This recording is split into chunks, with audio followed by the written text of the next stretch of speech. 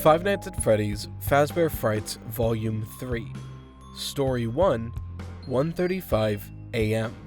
Written by Scott Cawthon, Elley Cooper, and Andrea Waggener. Published by Scholastic Entertainment. Narrated by Barone.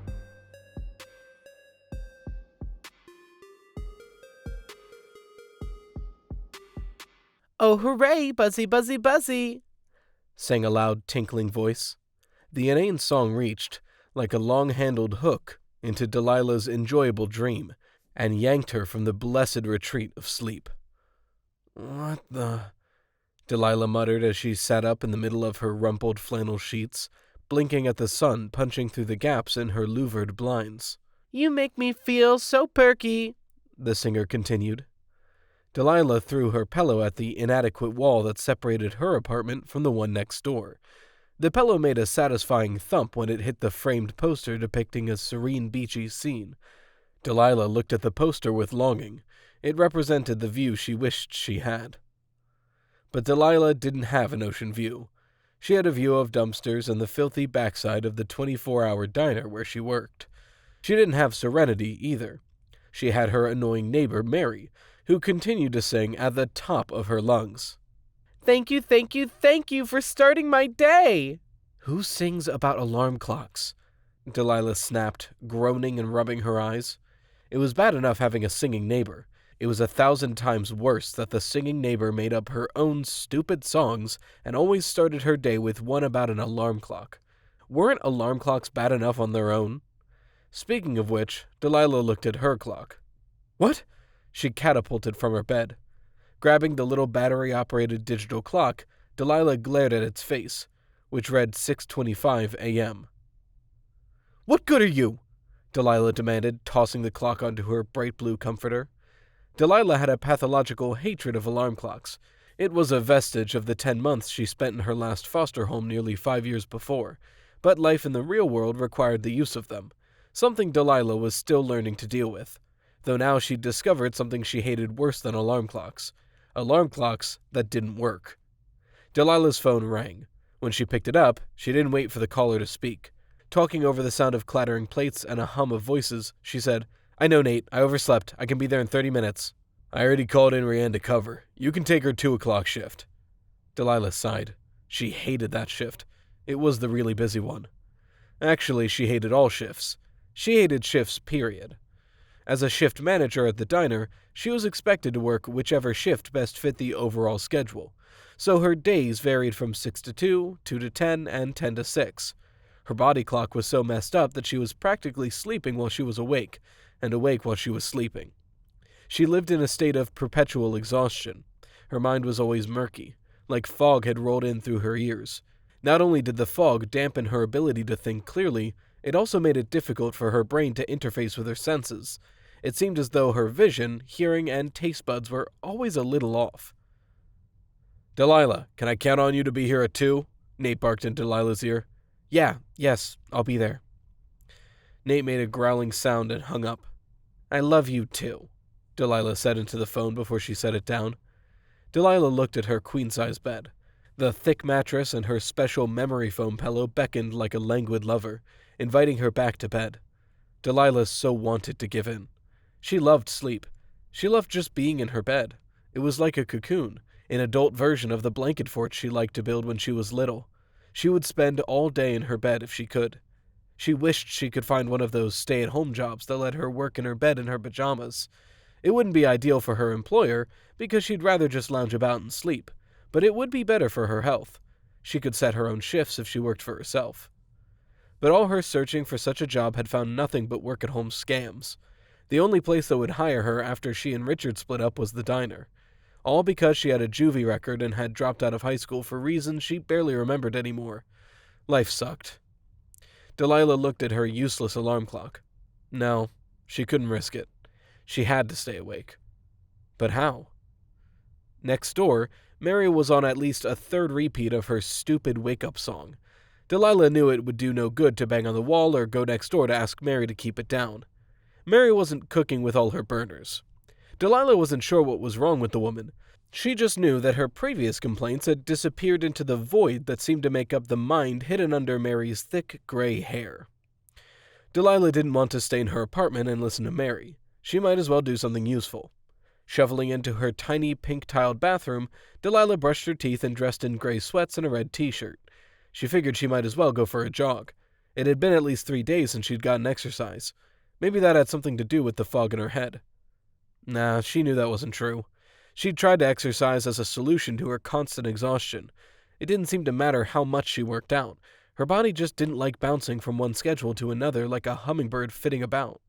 "It's just because it's winter," Delilah's best friend Harper said. "When spring comes, you'll wake up, just like the flowers." Delilah had doubted that, and rightfully so.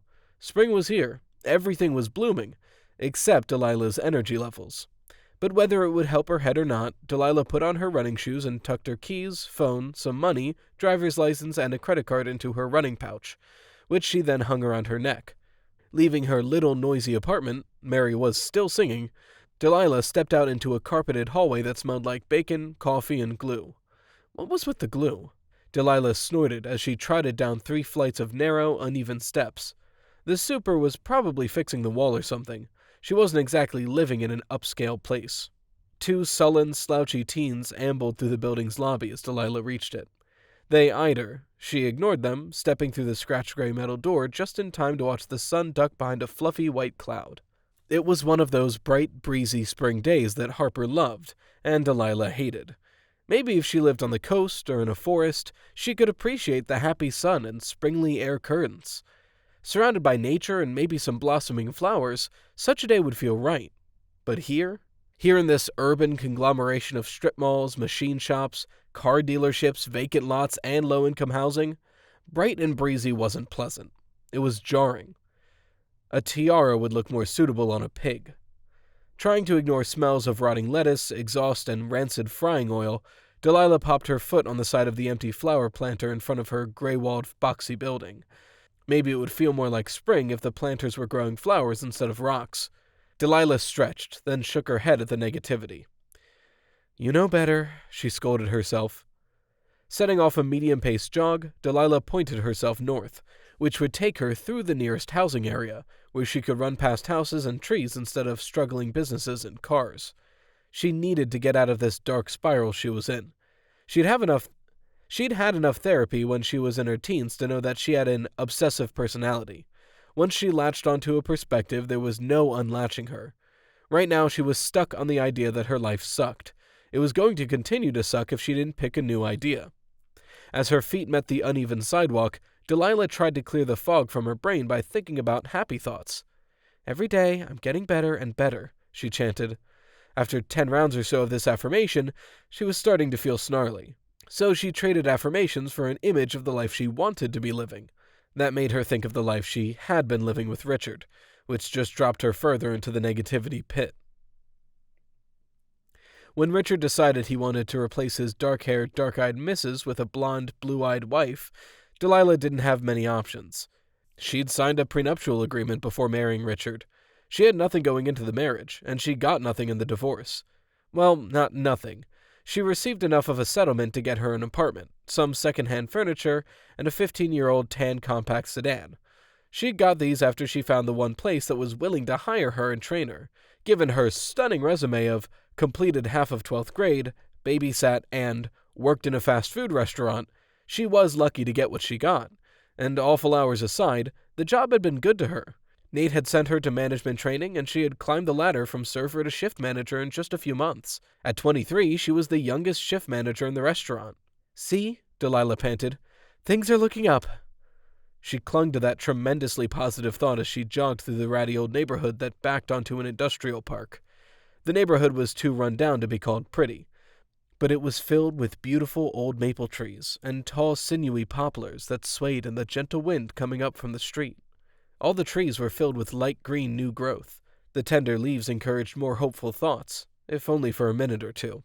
She wondered if the people who lived in the area ever let the trees inspire them. Looking around, she doubted it. A few listless kids were waiting for the yellow school buses that belched diesel fumes as they came chugging up behind Delilah. An old guy with a shiny bald head mowed a yard full of weeds, and a woman whose attitude appeared to be worse than Delilah's stood on her front porch, glaring into a coffee mug. Delilah decided she'd have enough of the neighborhood, and enough of her run, for that matter. She looped around a defunct car parts store and aimed for home. Home.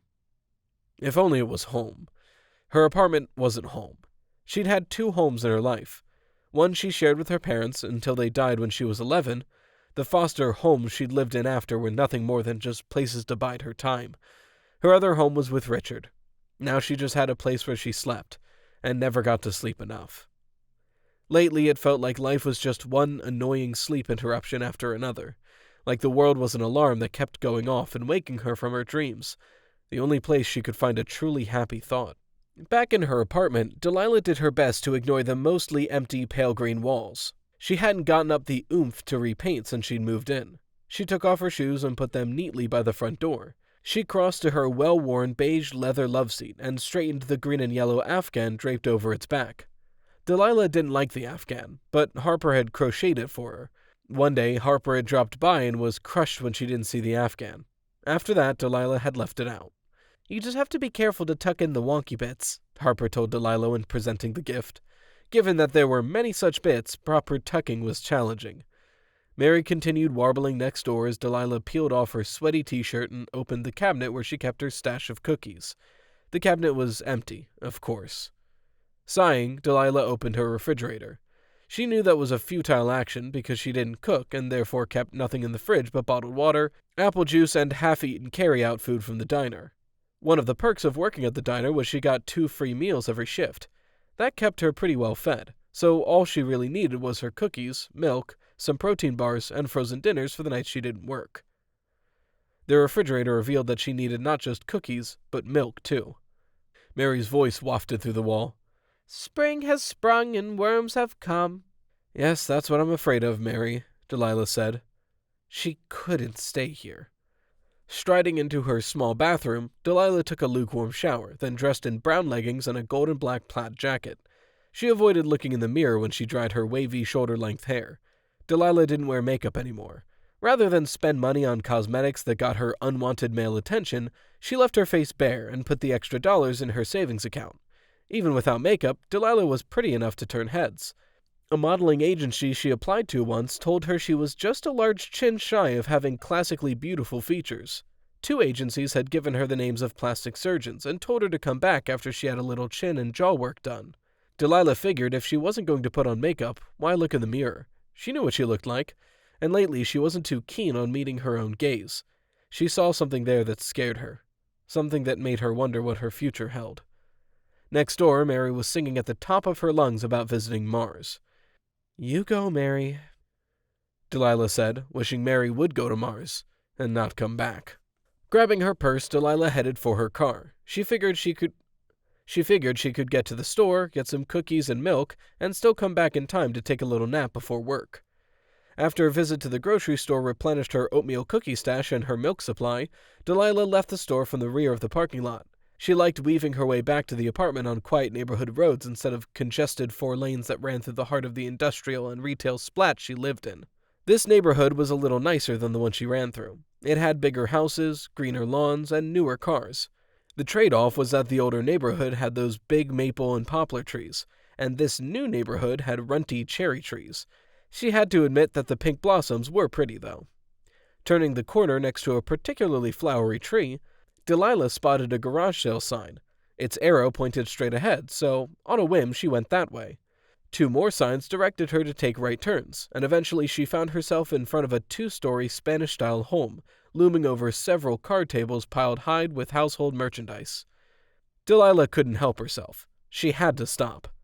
Just as Delilah had a thing about getting stuck in a thought pattern, she had a thing about garage sales. She'd been hooked on them since she was a teen. One of her therapists, Elley, had a theory about it. Elley thought Delilah loved garage sales because they gave her glimpses into family life.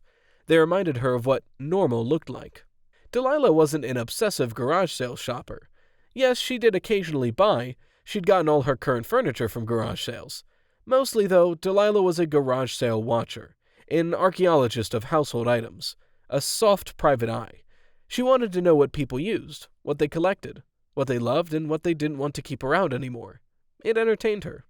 Figuring her milk could sit in the car for 15 minutes or so, Delilah pulled her car behind a dirty red pickup. The pickup and a powder blue Cadillac were the only cars parked in front of the house. Just 2 people wandered among the tables. One person was a heavyset woman who seemed intent on kitchenware. The other was a slight young man who was browsing piles of books and records. Delilah nodded at them both, and also at a middle-aged woman who sat next to a picnic table that held a metal cash box, a pad of paper, and a calculator. "Welcome," the woman called out. She had short, spiky brown hair, and her eyes were encircled in heavy black eyeliner. She wore a yellow running suit, and she carried a butterscotch-colored chihuahua that was so quiet and docile. Delilah began to wonder whether it was real. But when she stepped up to pet it, the dog wagged its tail. "This is Mumford," the woman said. "Hello, Mumford." Delilah scratched Mumford behind the ears, becoming Mumford's new best friend. Strolling away from Mumford and his human, Delilah explored the intriguing piles on each table. She poked through small appliances, tools, games, puzzles, electronics, and clothes, finding a black leather jacket that intrigued her until she sniffed it and got a nose full of stale mothballs. Wandering to the next table, she found herself in a toy section.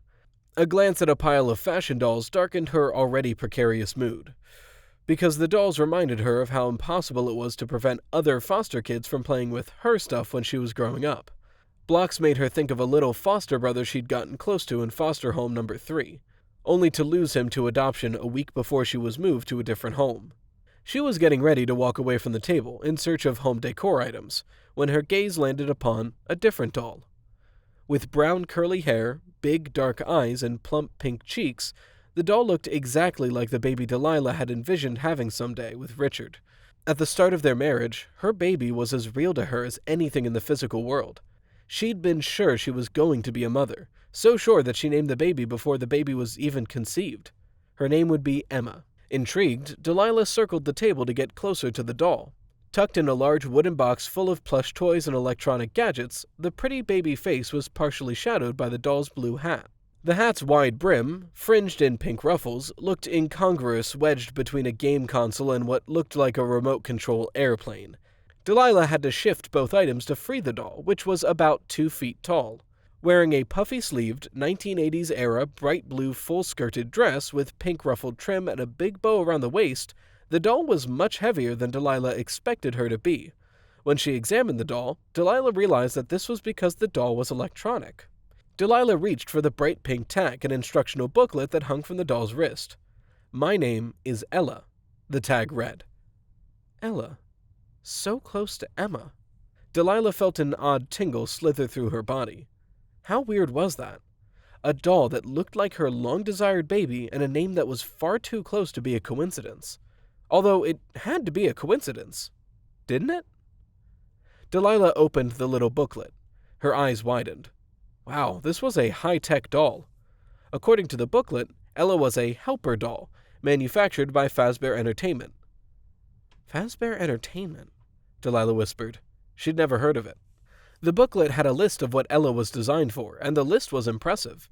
Ella could do all sorts of things. She could keep time and serve as an alarm clock, manage appointments, keep track of lists, take photos, read stories, sing songs, and even serve drinks. Serve drinks? Delilah shook her head. Looking around, Delilah was relieved to see that no one was paying attention to her interest in the doll. Mumford's mom was helping the young man look at records. The heavyset woman was busy piling china plates next to the metal cash box. No one else had shown up. Delilah kept reading. Ella, the booklet said, could test pH levels in water, and she could also do personality assessments when you answered her programmed list of 200 questions. How was it possible for an old toy to be that sophisticated? Both Ella's design and that of her booklet suggested that her clothing matched the year of her manufacturer. She was not new, not even close. Did she really do all these things? Delilah turned Ella over, and she found a note pinned to Ella's dress. The note explained that the only one of Ella's functions that worked was the alarm clock. Della flipped Ella again, and saw that Ella had a small digital clock embedded in her chest.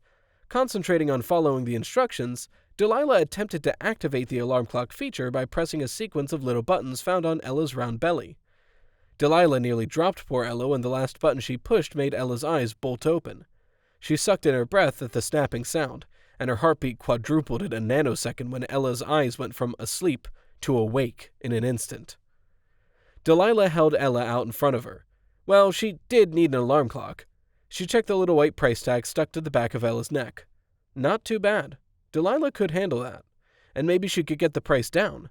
Her hundreds of garage sale visits had turned her into a pretty good haggler. Delilah picked up Ella and headed towards Mumford and his mom, who were both back behind the cash box. The young man was loading a box of records into his pickup. "Will you shave $15 off this price?" Delilah asked. Since she has only one function?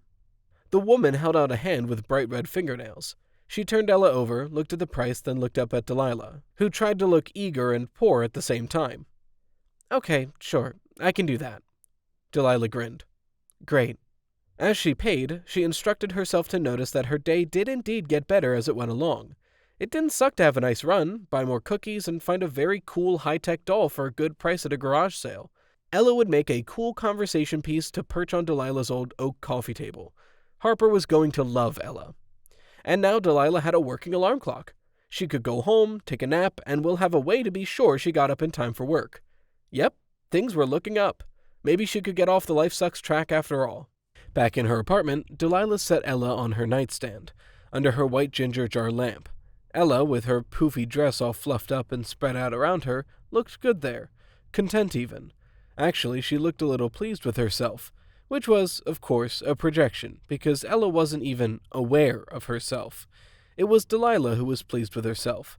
She was proud for finding a way to turn the day around. She'd gotten past her funk. That was pretty impressive. Delilah checked her watch and set Ella's clock to match that time. It was barely 11:30 a.m., so Delilah was going to be able to grab a couple hours of sleep. Setting Ella's alarm for 1:35 p.m., Delilah smoothed her sheets and blanket and lay down on top of them, pulling up the comforter to her chin. Not because it was cold in her apartment, but because it made her feel secure. Thankful that Mary was either asleep herself, was out running errands, or had ruined her vocal cords with too much singing, Delilah lay back and let herself ride the currents of drowsiness into blissful unconsciousness. The phone blasted through Delilah's peace like a rocket-shattering monastery walls. She shot upright and grabbed for her phone, chastising herself for not shutting it off so her nap wouldn't be interrupted. "What?" she snarled. "Where the hell are you?" Nate snarled right back. "Huh? It's..." Delilah looked at Ella. Ella's clock read 2:25 p.m. "Oh, crap. You better be here in 15 minutes or don't ever be here again." Delilah pulled the phone from her ear just in time to avoid the clap she knew was coming. Nate used an old-fashioned corded phone, the kind with the metal hook for the receiver. He expressed himself via the force which he replaced the phone on its hook after her call. He was pissed. Delilah ran into her bathroom, tearing off her clothes as she went. She splashed water on her face, running a brush through her hair. She trotted back into the bedroom, yanked on her dark blue uniform dress, and grabbed her work shoes, ugly black-nosed slips Nate made all the employees wear. As she laced them up, her gaze landed on Ella. "Well, you're a disappointment," she told the doll.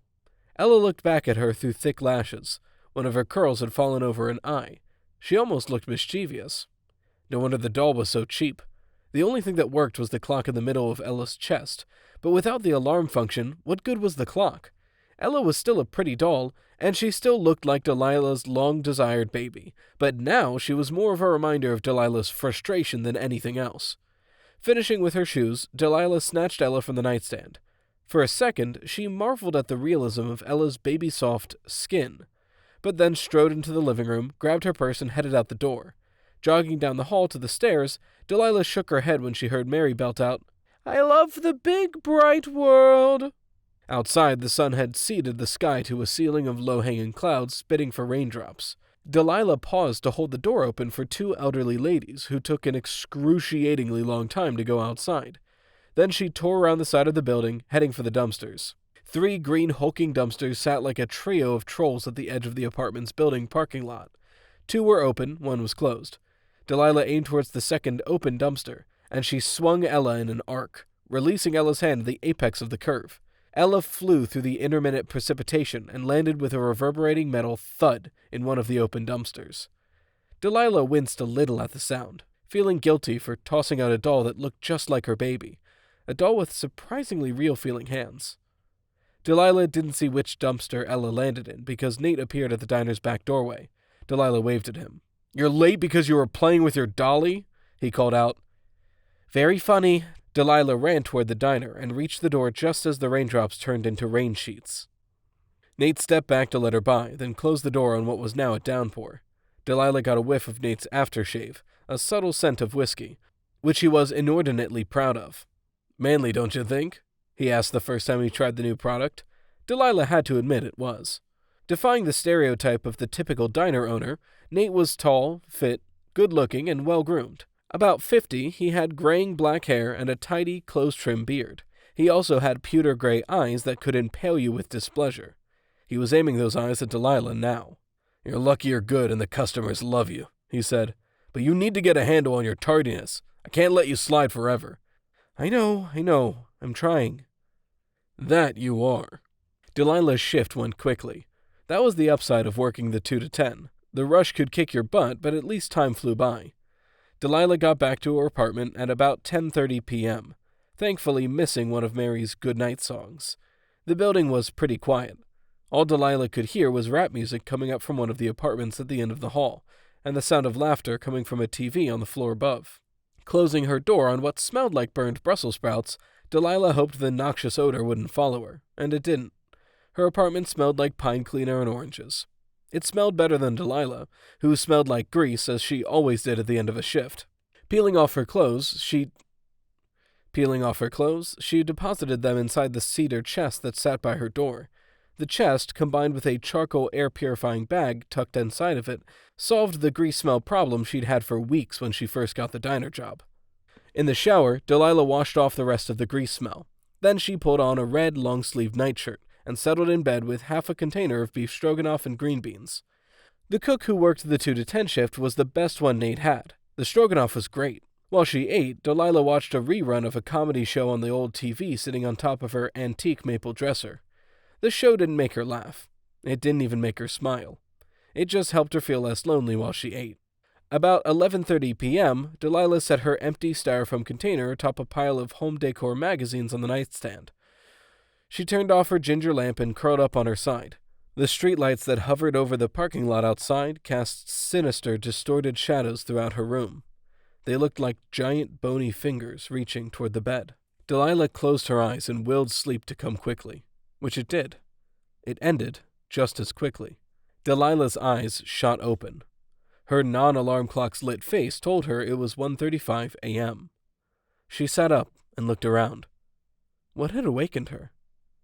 Looking toward her window, she rubbed her eyes. It had been a sound. Some kind of intrusive sound coming from outside her window. Had it been a ringing sound? A buzzing sound? Delilah tilted her head, listening. She could hear nothing but the whoosh of cars of the road. She looked back at the clock. It was now 1:36 a.m. Well, she'd woken at 1:35 a.m. She'd set the doll's alarm for 1:35. What if she missed the AM/PM setting? Oops, she whispered. Sorry, Ella. Delilah thought about going outside to retrieve the possibly still working doll, but she was too tired. She'd look in the morning. Delilah snuggled under the covers and went back to sleep. You threw it away? Harper drew in her chin, raised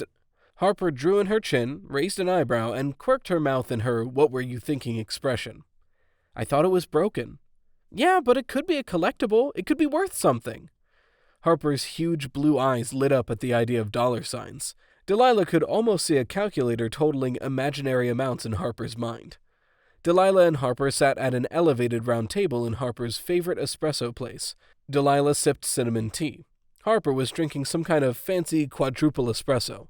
Harper was addicted to coffee. The espresso place was a brick-walled narrow space with lots of stainless steel and chrome and very little wood. At just before 11 a.m., it wasn't very crowded.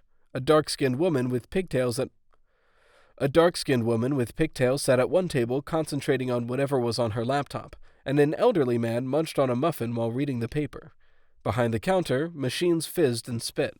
Haven't I taught you anything? Harper asked. Always try to sell it before you toss it, remember? I was late for work. I was a little stressed. You need to learn to meditate. Then I'd miss work because I got lost in meditation. Harper laughed, and everyone in the place turned to look at her. Harper's laugh was like a resounding sea lion bark. You could tell how funny she thought something was by the number of barks. Delilah's comment warranted just one. "How do you like the new play?" Delilah asked. "It's yippee-skippy fun. My lines are all crap, but I love my character." Delilah smiled. Harper had been Delilah's best friend for almost 6 years, ever since the two girls landed in foster care together. Determined that the foster home would be their last, they'd teamed up to help each other survive the regimented structure imposed by Gerald, the ex-military husband of the couple who'd taken them in. Whenever Gerald admonished them for not adhering to his schedule, reminding them that this had to happen at 0500 and that had to happen at 0610, Harper would mumble something like, "And you can jump off a cliff at 100. She made Delilah laugh, which helped her survive. Complete opposites in both looks and personality, Harper and Delilah probably would have never been friends if they hadn't been thrown into scheduling hell together. However, they made their friendship work. When Harper announced her mischievous plan for getting a famous playwright to cast her in plays, Delilah just said, "Be safe." When Delilah said she was going to marry her knight in shining armor and have babies, Harper just said, "Don't sign a prenup." Harper followed Delilah's advice, and had the grace to not say "I told you so" when Delilah failed to follow hers. "I think you should look for her," Harper said. "What?" "Ella. I think you should look for her." Harper toyed with one of the dozen or so blonde braids she had coiled around her head. Wearing heavy, colorful makeup and a skin-tight green dress, she had an exotic Medusa look going on. "Because she might be worth something," Delilah nodded. "It's not just that. You said she looked like the baby you thought you were going to have. That's a pretty bizarre thing, don't you think? That you'd find a doll that looks like this imaginary baby? What if she's some kind of sign?" "You know I don't believe in signs." "Maybe you should." Delilah shrugged, and they spent the rest of their visit talking about Harper's play and Harper's latest boyfriend. Then they reminded each other, as they always did, of the hell they'd escaped. "No, you cannot use the bathroom. Not until 09:45. That's your scheduled time to urinate," Harper intoned. She did great impersonations, and she had Gerald nailed. She could also eerily mimic the alarm Gerald had used to signal every scheduled event in the household. The alarm was a sort of cross between a ring, a buzz, and a siren. Delilah always covered her ears when Harper felt compelled to impersonate it. Richard once asked Delilah why she and Harper needed to relive their past regularly. She said, "It reminds us of how good things are now, even when they seem not so good. Anything is better than living with Gerald." As it always did when Delilah and Harper were together, time disappeared. When Delilah went to her car, she realized she barely had time to get home and get changed before her shift. "Why are you being so nice to me?" Delilah asked Nate when she arrived for her 2 to 10. She stood in front of the schedule posted on the bulletin board in the employee break room. Nate had scheduled Delilah for the 2 to 10 shift for a full week in a row. She couldn't remember the last time she'd worked the same shift for a week, and this shift was especially good right now because as long as she went to bed within a couple hours after ending her shift, she'd wake up in plenty of time for work. She wouldn't even need an alarm clock. She could put up with the evening rush in exchange for decent sleep. Nate looked up from doing his daily paperwork at the round table by the bulletin board. "It's in my best interests. I like it when you show up on time for work." "Well, it's easier to show up on time to work when my body can figure out what time it is," Delilah said. "Wuss." "Slave driver. Whiner. Meanie." Delilah started her shift as close to happy as she'd been in some time. Work was going well. When Nate teased, Nate was happy. When Nate was happy, things ran smoothly. Delilah had such a good time at work that she came back to the apartment in a good mood. She ate meatloaf and broccoli in a good mood, and she went to sleep in a good mood. The good mood disappeared, though, when she sat up in bed, her muscles rigid, listening. Who was whispering? Someone was whispering. Delilah could hear indecipherable, sibilant words coming from where? Wide awake, she looked at her clock. It was 1:35 a.m. Again? Delilah strained to understand the whispers, but they stopped. Now all she could hear were cars on the road. Where did that whispering come from? Ella. It had to be. Harper was right. Delilah should have looked for Ella. She should have checked, not because Ella might have been valuable or because she was a sign, but because apparently her alarm was still going off at 1:35 a.m. But Delilah hadn't had time before she went to work. She'd checked today for sure. She couldn't believe Ella's alarm was so powerful she could hear it from here. But then again, wasn't Mary singing enough painful proof of the apartment's thin walls? Delilah lay back down and closed her eyes. Ella's face filled her inner vision. Delilah opened her eyes. She sat up again. I'm not going to get any sleep until I find her, she thought. Delilah got up and pulled on sweats. Stuffing her feet in a pair of slip-on clogs, she reached in her nightstand drawer for a flashlight. The dumpsters were well lit, but Ella was partially buried. Delilah might have trouble spotting her. Throwing on an ugly multicolored cardigan Harper had crocheted for her, Delilah left her apartment, went down the silent hallway and stairs, and exited the building. Outside, the air was chilly, but the sky was clear. A few stars even managed to shine through the frothy glow of the urban night. Delilah passed just outside the building and looked around to be sure she was alone. She was. Padding around the building, she headed for the dumpsters. The yawning green trash bin sat ugly and under the spotlight of the street lamps and the diner's floodlights. One of the two that had been open before was closed, and the one that had been closed was open. They all looked askew, like they'd been moved around. Great. If they'd been moved, finding Ella would be like playing a game of hat trick. This might take longer than Delilah had envisioned. Glancing around again, Delilah shrugged. She might as well get it over with. Approaching the middle dumpster, the one she thought she'd thrown Ella into, Delilah lifted the lid, stood on her tiptoes, and shone the light down inside. The light landed on a mound of plastic garbage bags, a ratty old blanket, a smattering of takeout containers, and a sprinkling of empty cans. Her light didn't reveal the obnoxious smell of dirty diapers that Delilah's nose discovered as soon as she opened the lid. Delilah gently closed the lid, careful not to let it clang. If Ella was in this dumpster, she was buried. Delilah decided she'd rather check the other two dumpsters first before diving into any of them. So she did her tiptoe light-aiming routine first at the open one that she thought had also been open when she chucked Ella into a dumpster. The only thing that set this dumpster apart from the first one Delilah looked at was a couple dozen old paperbacks cascading over the piles of stuffed garbage bags. Delilah was tempted to take one of them, a murder mystery, but it had suspicious red stains on it. She didn't want to know what the stain was. The last dumpster Delilah checked was the one she was pretty sure had been closed when she'd tossed Ella away, so she wasn't surprised to find more of the same kind of trash and no sign of Ella. Stymied, Delilah turned off her flashlight and thought for a moment. Did she really have to get in those dumpsters and dig for Ella? She didn't know for sure it was Ella waking her up. For all she knew, it was Mary singing some dumb middle-of-the-night song, or a cat in heat. Yeah, but why did she get awakened precisely at 1:35 a.m. both last night and tonight? Coincidence? It was possible, wasn't it? Harper once went through this period where she kept waking up at 3:33 a.m., and then she saw 333 everywhere for a couple months. Harper researched the number and found out it was some kind of spiritual sign. What if 135 was a spiritual sign just for Delilah? She snorted and turned her back on the dumpsters. Now she was just being silly. She headed back to the front of the building. She'd stick with the coincidence theory for now. It was easier and less smelly than assuming Ella was the problem. The coincidence explanation got strained when Delilah awoke at 1:35 a.m. for the third night in a row. This time she was sure there had been a sound against her window. Had it been a scratching sound? A tapping? Whatever it was, it had been ominous enough that Delilah immediately grabbed her flashlight and aimed it at her blinds. Then, after staring at her unmoving blinds for a minute, she got up the courage to tiptoe across the room and look behind them. Nothing was at the window, and down below in the parking lot, the dumpsters hadn't moved from the positions they'd been in the night before. Delilah blew out air.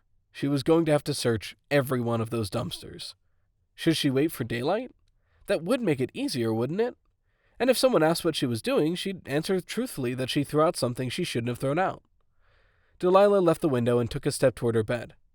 She stopped. What day was it?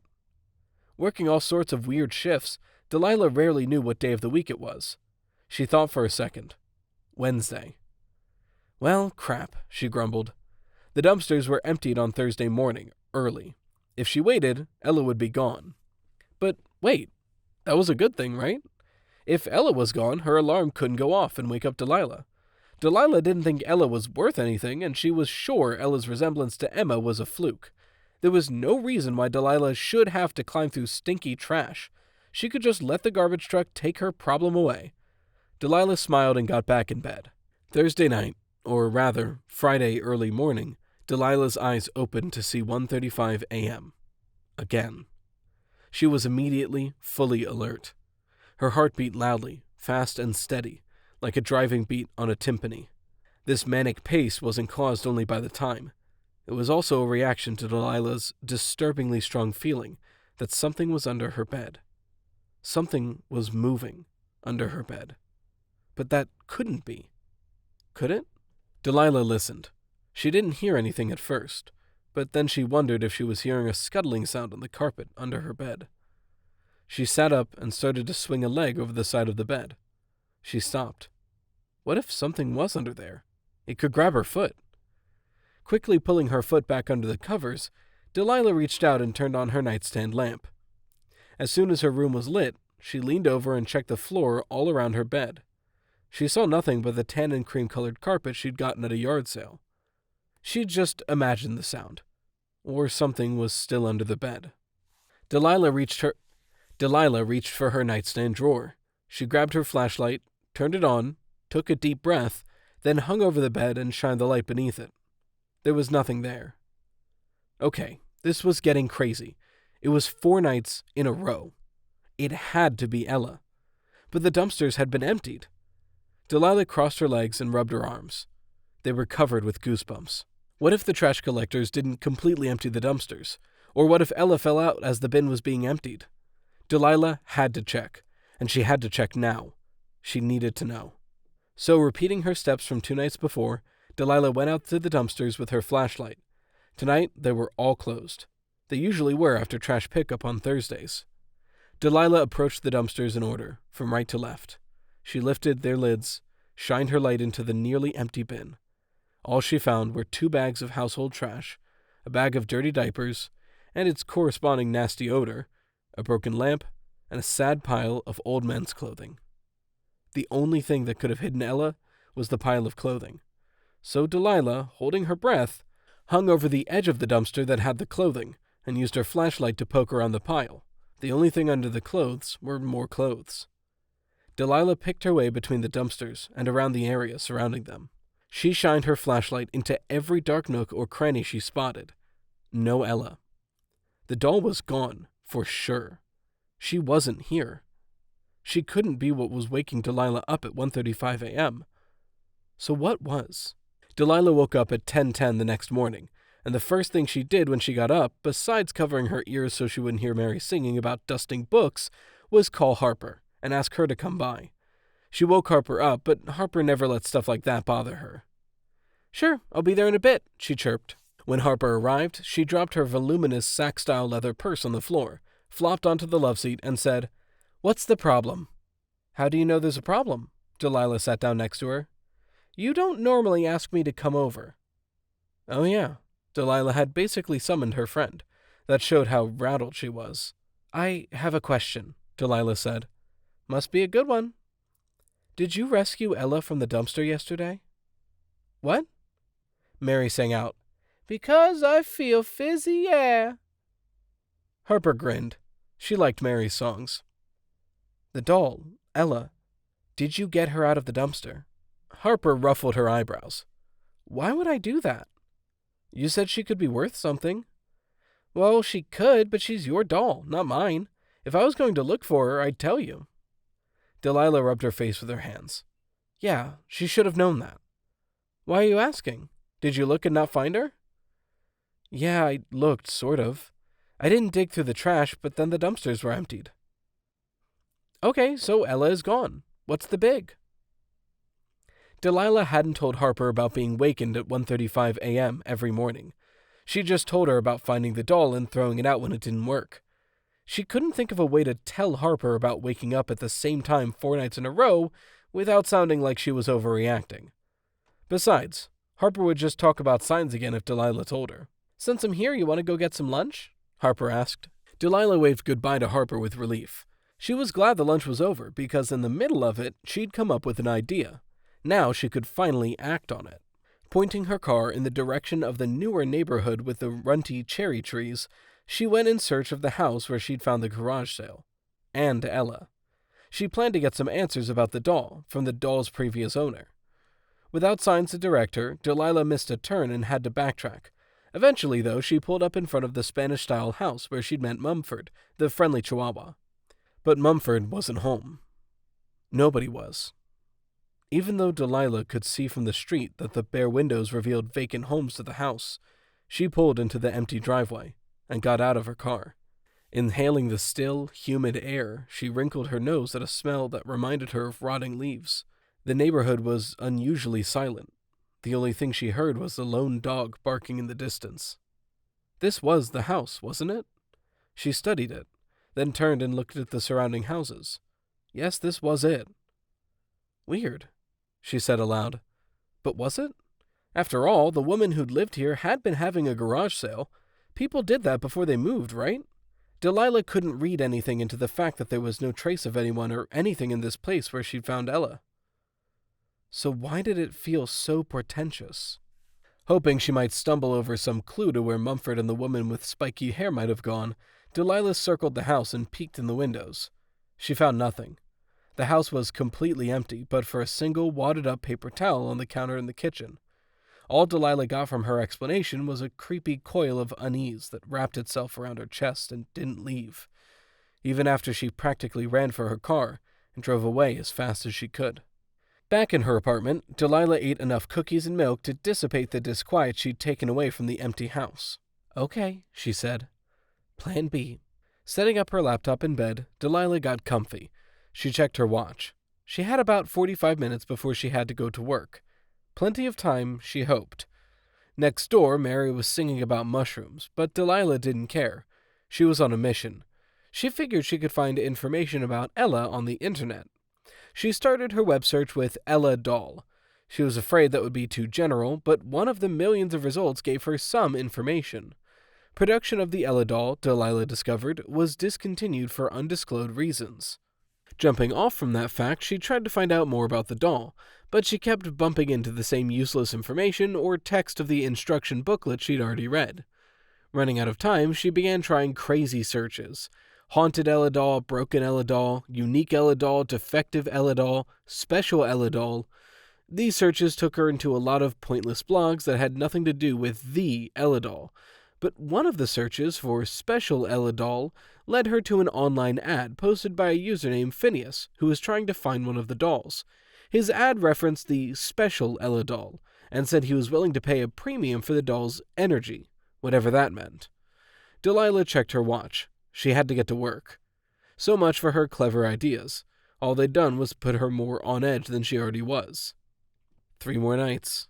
3 more 1:35 a.m. awakenings. One night, Delilah had awakened certain that she was being watched. Every hair on her body had bristled, like antennae telling her she was under scrutiny. In her mind's eye, she saw Ella's huge, dark eyes boring into her soul. When she lunged for her light, she thought something touched her arm, but the light revealed she was alone.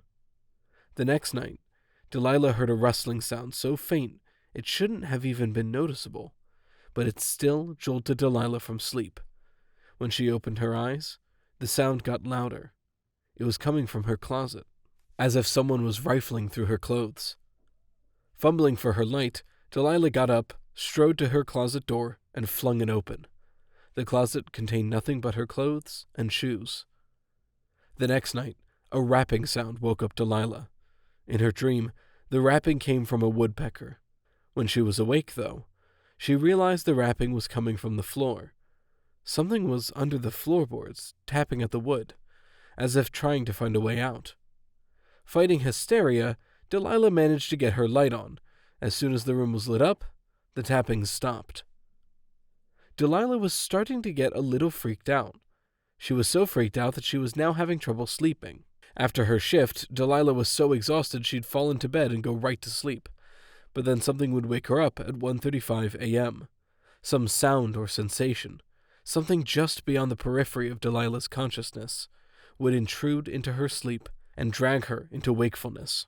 Tonight, it was the sound of something in the wall between her apartment and Mary's. It was a scratching sound, wasn't it? Or was it a droning?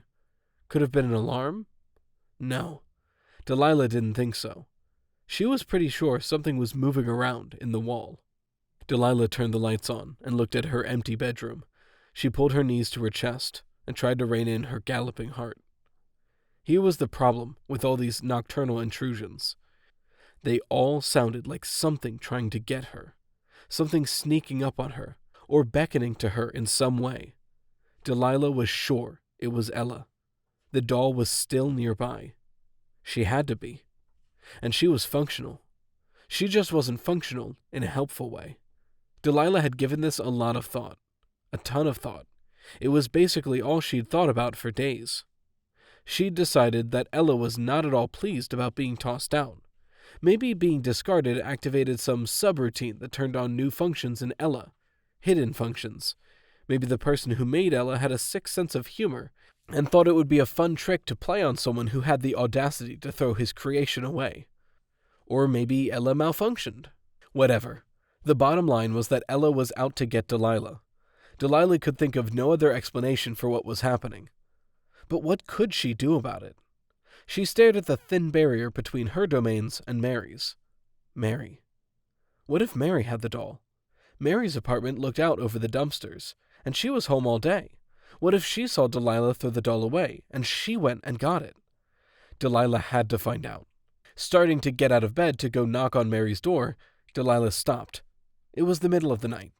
Pounding on someone's door in the middle of the night was a good way to start a confrontation. She didn't want a confrontation. She didn't want Mary to get defensive and hide Ella. No, she'd have to wait until morning to try to get Mary to give up Ella by playing nice. Mary was singing about penguins when Delilah got out of the shower at 7:30 a.m., dressing in her exercise clothes because she figured she needed a run after speaking to Mary. Delilah went into the kitchen and warmed up the slice of peach pie she'd brought back from the diner the night before. She didn't know much about Mary, but she did know Mary liked pie, especially peach pie. Delilah left her apartment when Mary shifted into a verse about polar bears. As she knocked on Mary's flimsy front door, Mary belted out a line about an iceberg and then went silent. A second later, the door opened. "Miss Delilah, what a nice surprise." Mary grinned and reached out to grab Delilah. Delilah barely had time to move the pie to the side before Mary's big arms pulled her into a tight hug. Delilah's nose got buried in Mary's substantial shoulder. Mary smelled like sausages and sweat and lavender. "Hi, Mary," Delilah said when Mary released her. She followed Mary into the peaceful, Japan-inspired oasis that was Mary's apartment. The first time Delilah had knocked on Mary's door to talk about the singing, Delilah had been expecting to find a cluttered apartment filled with knickknacks and books. Mary just looked like that kind of woman, about 5'8" of well-padded, middle-aged frump. Mary had permed gray hair, a lined face, and round tortoiseshell glasses perched on a slightly upturned nose. She wore clothes in layers, vests over shirts over skirts over dresses, usually in a mismatched color hodgepodge. But Mary's apartment looked nothing like Mary. "Please take off your shoes," Mary sang when Delilah forgot. "Oh, right, sorry." Delilah held the pie in one hand while she balanced on one foot and then the other to pull off her running shoes. She placed the shoes on the little rack just inside the door. Then she bowed to Mary when Mary bowed to her. "I brought you peach pie." Delilah held out the warm pie container. "Oh, that's just the thing." Mary grabbed the container, bowed to Delilah. Mary grabbed the container, bowed to Delilah again, and glided into her pristine kitchen to get chopsticks. Delilah didn't know if Mary's decor and lifestyle came from a history with Japanese culture or whether Mary just fancied herself Japanese. She'd never asked because it felt rude to say, "What's with the Japanese stuff?" But Delilah had read enough to know that she was standing on a tatami mat, and that a bamboo screen hid the bedroom door. And she was being ushered to blue and gray zabutons set up around a chabudai on the far side of the living room. A gnarled bonsai in a blue container sat on the chabudai. Other than the mat, the table, and the Japanese pillows, the living room was bare. As Delilah sat on one of the gray cushions, she began questioning her idea that Mary had taken the doll. What would this strange woman want with a doll? It definitely didn't seem to suit her interior decor. But then, Delilah had never seen Mary's bedroom. What if the door hid a collection of dolls in frilly dresses? Mary placed a tea set on the chabudai along with a plate of almond cookies, the pie container, and chopsticks. Having gone through the ritual before, Delilah let Mary pour the tea and offer her a cookie before she said anything. As Mary deftly scooped up a peach slice with her chopsticks, Delilah said, "I went to a cool garage sale the other day." Mary placed the peach slice in her mouth, closed her eyes, and chewed with what looked like sheer joy. When she finished chewing, she leaned toward Delilah and waved a chopstick in front of Delilah's face. "Second-hand stuff brings second-hand energy. Old hands, bad hands, tainted with story," Mary sang. She waved her chopsticks back and forth like a metronome keeping time with her song's beat. "You don't like second-hand things?" Mary set down the chopsticks, grabbed the collar of her yellow blouse with both hands, and pulled the collar from her skin to shake it several times. She sang, "Penguins, penguins, pullin' the cold. Polar bears scare away the old." Delilah frowned. She thought she'd figured out the second-hand song, but this new verse baffled her. Mary let go of her collar and picked up her chopsticks again. "Hot flashes." She broke off a piece of crust and tweezed it between her chopsticks. Delilah sipped her tea and asked herself what she was doing here. How was she going to get an answer out of Mary? She'd been better off knocking the woman out and searching her apartment. Delilah watched Mary eat. Even if she was capable of knocking someone out, which she wasn't, Delilah didn't think it would be a good idea to take on Mary. Mary was not only taller and bigger, she probably knew some kind of martial arts or something. "The past leaves stains," Mary said. "What?" "No garage sales, no antique shops, no thrift stores. I don't want to open old doors," Mary intoned. Delilah nodded. She was pretty sure she got that. If Mary didn't like old stuff because she thought old stuff had stains of the past, she wasn't likely to have pulled an old doll from a dumpster. Not unless she had done it and now she was just messing with Delilah. Delilah stared into Mary's eyes. Mary stopped eating pie and stared right back. Her eyes were pale green, streaked with swirls of yellow. Kind of freaky. Delilah blinked and looked away. She stood. "I need to go for a run," Delilah said. "I need to finish my pie," Mary said.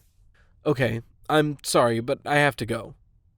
"No sorry, no sorry, no sorry. Just be, just be, just be," Mary sang.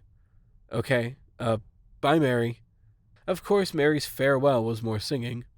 "Bye-bye, so long, ta-ta, toodaloo, until later, alligator." Delilah waved at Mary and fled the woman's apartment. On the 10th night of chilling 1:35 a.m. awakenings, Delilah knocked her lamp onto the floor in a pure panic to turn it on. Instead, she'd broken it, and she was whimpering in fear by the time she got her flashlight from the nightstand drawer and flipped its switch. She was so sure the flashlight was going to reveal Ella at the side of her bed that she screamed as the light brightened the room. But nothing was there. Delilah, icy tendrils skittering all over her body, shot the flashlight beam all over the room. The light quivered as it scanned the darkness because Delilah's hand was shaking. With every new shift in the flashlight's direction, she absolutely expected the light to reveal Ella's face emerging out of the dim. Where had the doll gone? Ella had been here. Delilah was sure of it. What else could have made those soft little footfalls that snatched Delilah from her sleep? Delilah had been dreaming she was lying in a hammock, alone. Then she'd heard footsteps, small and light, pattering closer and closer. She'd awakened when they reached her.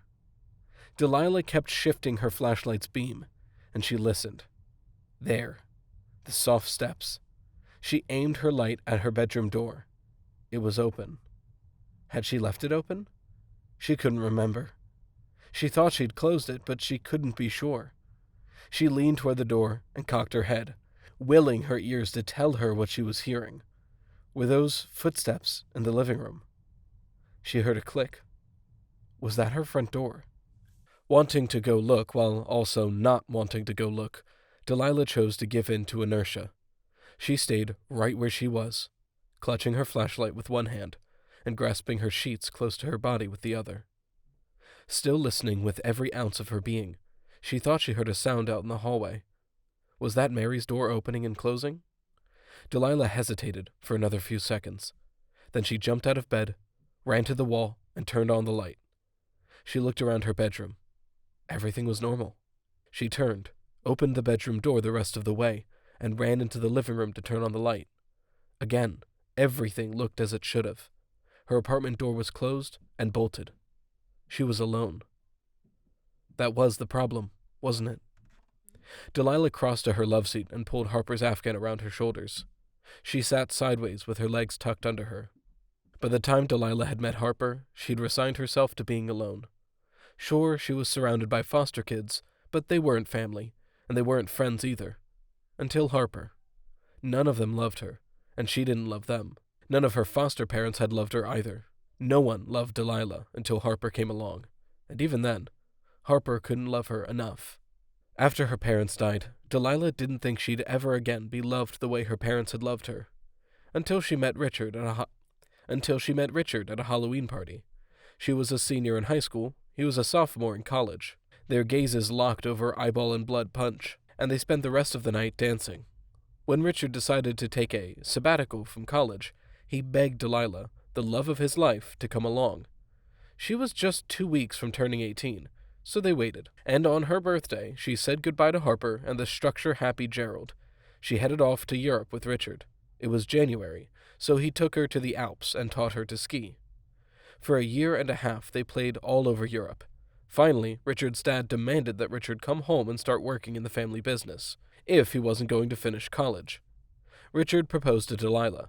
His parents and sister, with obvious reluctance, welcomed Delilah into the family. They had a fairy tale wedding. Delilah had felt like a princess. Then they moved into his parents' guest house. From that point, all they had to do was stick to their plan. Richard would move up in the company, they'd have babies, they'd eventually get their own place. They were going to live happily ever after. Instead, Delilah was here. Alone. Or not alone. She wasn't sure which was worse.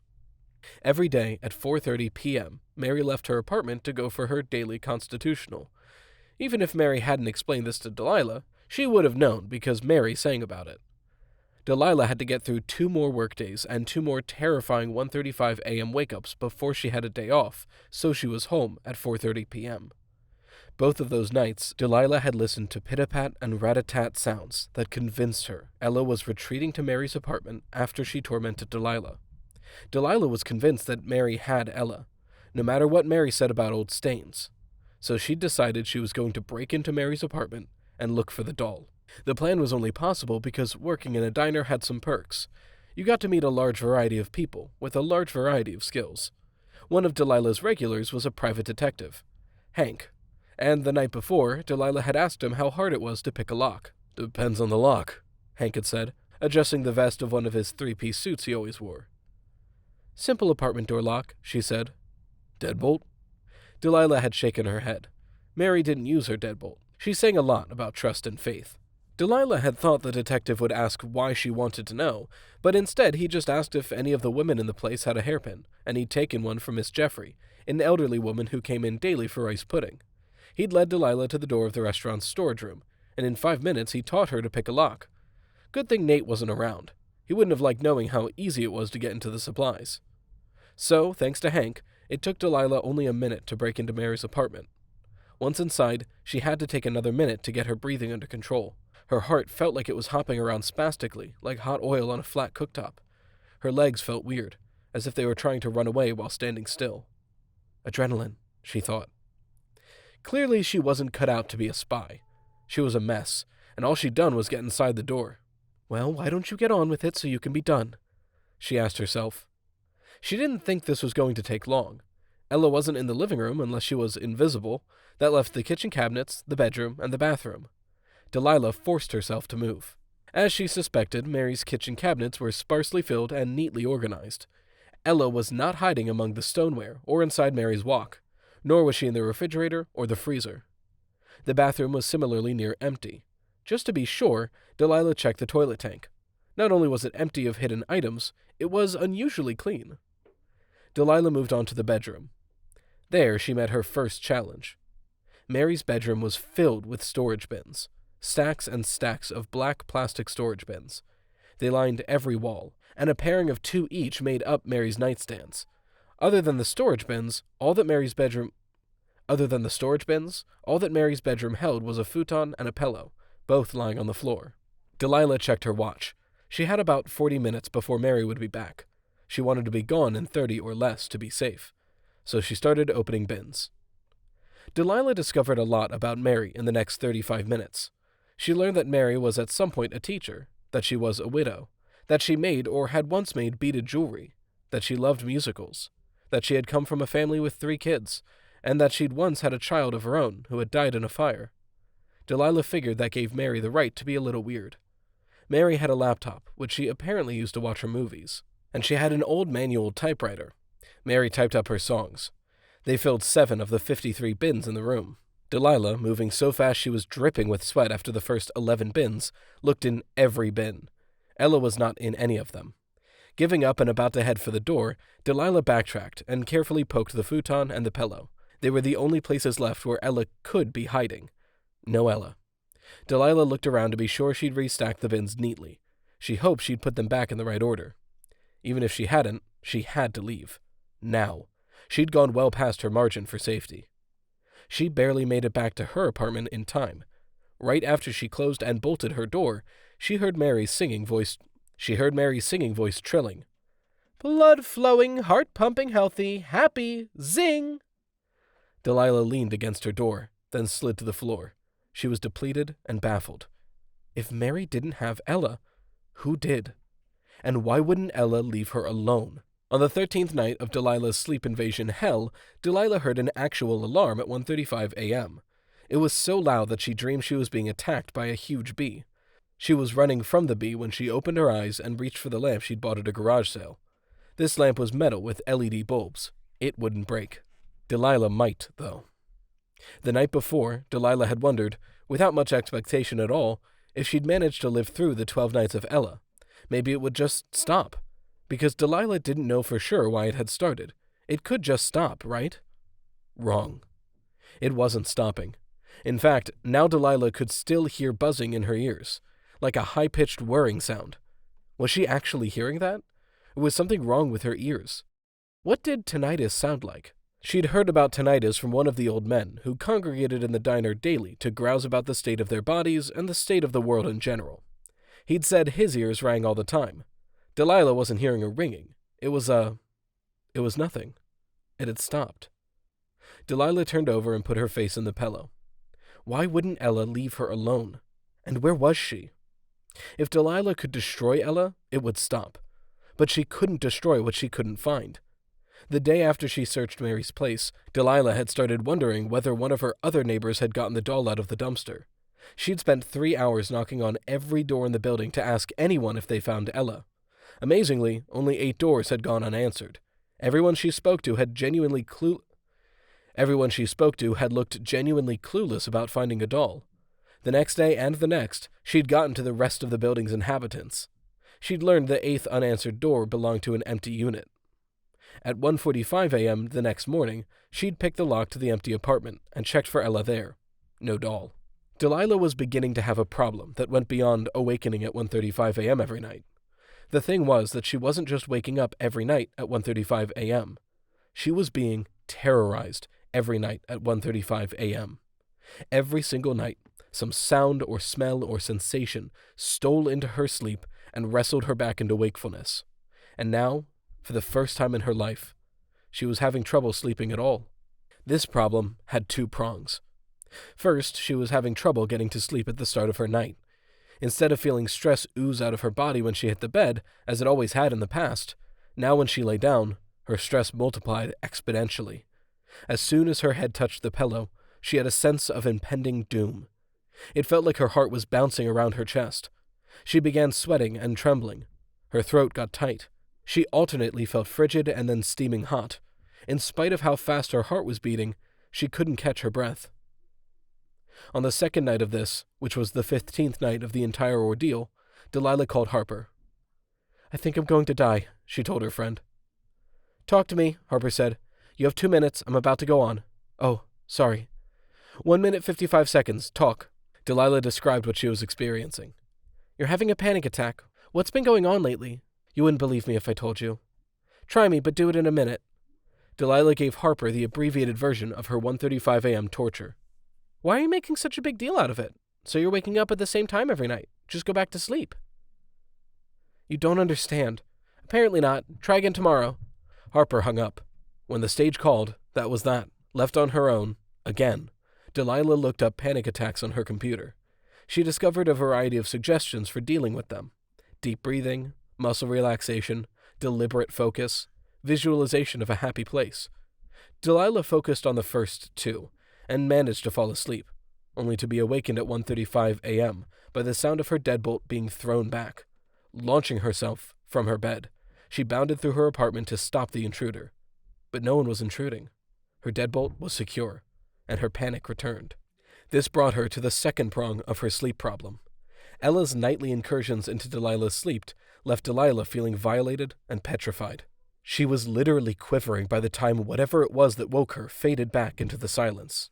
She had to use the same deep breathing and muscle relaxation to get back to sleep, and they seemed to be losing effectiveness. But still, Delilah tried. Lying on her back now, she counted her breaths in and out. She was up to 254 before she started feeling even a little drowsy. Somewhere around 273, she finally went back to sleep. "So you think this doll is, haunting you?" Harper asked. She sipped her espresso and flipped around her long, high ponytail, which went well with the 50s-style, full-skirted floral dress she had on today. "No, not haunted," Delilah said. "She's not a ghost. She's not possessed or whatever. She's technology. I think she's got defective programming." "And she's what? Invisible? Got keys to your deadbolt? Able to walk through walls?" Harper threw up her hands and the multitude of bracelets around her thin wrists jangled. "I mean, there's technology and then there's magic. What you're talking about goes a little beyond technology, don't you think? Especially for an old doll." Delilah frowned and shook her head. It infuriated her that Harper was bringing up the very points that Delilah was hung up on herself. Her theory didn't make sense. But what other theory was there? "Have you looked into the meaning of the number itself?" Harper asked. She looked over at the counter and winked at a cute guy ordering a latte. Returning her attention to Delilah, he said, "Maybe your subconscious is trying to tell you something." "You mean like the 333 thing?" Harper shrugged. "Every number has a meaning, a resonance." Uh-huh. For as long as Delilah had known Harper, she'd been a little out there. "I'm a right-brained free spirit," Harper said the first time Delilah had laughed at Harper's spiritual flights of fancy. "Deal with it." "I'm not kidding, let's see." Harper pulled her phone out of her pocket and tapped a few times. "Okay, here it is." "Oh hey, this is interesting." She looked up. "I don't care," Delilah said. "I don't want to know. I don't believe in that stuff anyway." Harper shrugged. "Whatever, it's your funeral." That night, deep breathing didn't help Delilah get to sleep. After an hour of lying in her bed, exhausted but still too panicked to sleep, she sat up, grabbed her pillow and her comforter, and went out to the living room. There she curled up on the sofa, tucked the comforter around her, and was asleep in just a few more deep breaths. She was asleep until something started crawling on the ceiling above her. Delilah's eyes sprang open. She clawed for her flashlight, pushed the button, and aimed it at the ceiling. Delilah fully expected to see Ella clinging to the ceiling over her head. She could even hear fingernails rasping against drywall, but nothing was there. Nothing at all. Delilah shined the flashlight around all over the ceiling, and she listened. Stiffening, she pointed her light at the corner of the ceiling, where it sounded like something was scrabbing toward the wall. Delilah squinted, as if doing so would help her see through the opaque structures of her apartment. Of course, squinting didn't help, and neither did sleeping on the sofa. The sofa didn't keep Ella from tugging Delilah from sleep at 1:35 a.m. the next night either, but it did seem to help Delilah get back to sleep. It was only after the strange snicking sound retreated into the kitchen that Delilah was able to slow her breathing enough to find sleep again. The next night, though, the sofa had nothing to offer her. First, it took her just as long to get to sleep on the sofa as it had been taking her in bed. Second, the sofa couldn't soothe her after she felt a light touch on her shoulder at 1:35 a.m. This time Delilah was awakened. She didn't have to turn on a light when she woke up. She'd never turned the lights out. The fact that Delilah didn't see Ella as soon as Delilah opened her eyes gave Delilah a clue about just how advanced her nemesis was. Ella could disappear in the blink or the opening of an eye. Delilah knew Ella had disappeared that fast because the doll had been there. She had to have been there. Something touched Delilah. The touch had been baby soft. Ella soft. Little fingers, just a hint of a brush against Delilah's nightshirt-covered shoulder. No more than a hint of contact. But it had been enough to turn Delilah's intestines into a tangled mass of fear and transform her blood into liquid nitrogen. She felt like she was being frozen and broken apart from within. Delilah stood, clenching her comforter and her pillow. She couldn't stay out here in the living room. She looked around like a gazelle, searching for a place that a lion couldn't reach. Her gaze landed on the bathroom door. She ran for the little room and dove, with her comforter and pillow in the bathtub. Curling into the tightest ball she could manage, she pulled the comforter over her head. The next night, Delilah started in the bathtub, and still Ella found her. At 1:35 a.m., Delilah heard something creeping through the pipes under the tub. Sure Ella's hand was going to burst through the porcelain and grab her, Delilah had scrambled out of the tub and into the corner of the bathroom, against the door, where she spent the next 4 hours trying to breathe. She didn't even attempt sleep. At 5:35 a.m., Delilah got dressed and went over to the diner. Nate, as she knew he would be, was baking biscuits and cinnamon rolls. "What are you doing here?" he asked when she stepped into the kitchen. "I thought putting you on the same shift all the time had eliminated your time confusion. Now you're showing up for shifts you're not on instead of being late for ones you are on." Nate chopped biscuit dough into neat squares and began throwing them into perfectly straight lines on a massive baking sheet. The diner smelled gloriously ordinary. Coffee aromas mingled with the scents of buttermilk and cinnamon. The sounds were comfortingly normal, too. A couple of their early regulars were discussing the weather at the counter. One of the servers was whistling. The walk-in refrigerator hummed. "I need you to put me on nights," Delilah said to Nate. Nate stopped in mid-throw. He turned and raised both eyebrows. "You messing with me?" Delilah shook her head. "I'm having trouble sleeping at night. It's a thing. I figure if I work nights, I can sleep during the day. I know Grace hates managing the night shift. She'd be happy to trade with me, I'm sure." "You're a better manager. I like having you here when it's busy." "Thanks." That wasn't a compliment. It was a statement of fact and a complaint. "You're just a teddy bear under all that bluster," Delilah said. It was true. Nate complained about every employee and every customer and the diner in general, and he loved them all. "You tell anyone and I'll have to kill you." Delilah mimed zipping her mouth shut. Nate sighed. "Okay, switch. But do what you can to work out the thing." "Thanks." "Be here at 10, and do not be late." "I'm going to buy 2 new alarm clocks right now." "Good girl." Delilah didn't know why she didn't think of it before. How could Ella plague Delilah at 1:35 a.m. if Delilah was already awake at that time? There was no way Ella could sneak up on Delilah at the restaurant, so all Delilah had to do was work nights until Ella ran out of juice or whatever. Problem solved. Even though Delilah had never liked the night shift when she worked it before, she was so buoyed by her plan to be free of Ella that she went to work in the best mood she'd been in for a long time. She was so upbeat when she clocked in at 9:55 p.m. that Glenn, the night shift cook, asked her if she was all right. "Freedom, Glenn," she said. "This is what freedom looks like." "Weird is what you look like," he said, but he grinned to let her know he didn't hold it against her. Glenn was a huge guy with a gut that sometimes caught fire when he hung it over the grill. In spite of his size, he was energetic. She thought he was pretty young, maybe in his late 20s. He had a baby face, chin-length sideburns, and kind brown eyes. She liked working with him. For 3 hours and 39 minutes, Delilah felt great. She chatted with all the late-night regulars, letting a couple of the old guys flirt with her. She didn't even mind the couples, the ones who came in after late shows, the one who used to make her feel desperately alone. At 1:34 a.m., Delilah stepped in the walk-in refrigerator to grab some cheese and some lettuce. For some reason, salads were popular tonight. She was just bending over to reach for the cheddar when she heard an alarm going off in the kitchen. Rising up, she whacked her head on the shelf above her. She ignored the pain and looked at her watch. It was 1:35 a.m. Tearing out of the walk-in, Delilah spun in a circle in the kitchen. "Where's that coming from?" she shouted. Glenn looked up from the grill. Jackie, the night server, dropped a plate and stared at Delilah with wide blue eyes. "Where's what coming from?" Glenn asked. "That!" The alarm was similar to the torture device that Gerald had used. It had that same ringing, buzzing, shrieking undulation. Delilah ran to the deep fryer and looked at its controls. No, it wasn't going off. She checked the ovens. They weren't even being used. She tore into the employee break room. No, the sound wasn't coming from in there. It was out in the kitchen. Delilah returned to the middle of the stainless steel maze and began searching through pots, pans, and utensils. She didn't do it neatly or methodically. When she tossed her third pan, Glenn grabbed her arm. "Hey, Lady Delilah, you trippin'?" "What?" Delilah wrestled her arm from Glenn's grasp. "No, don't you hear?" The sound stopped.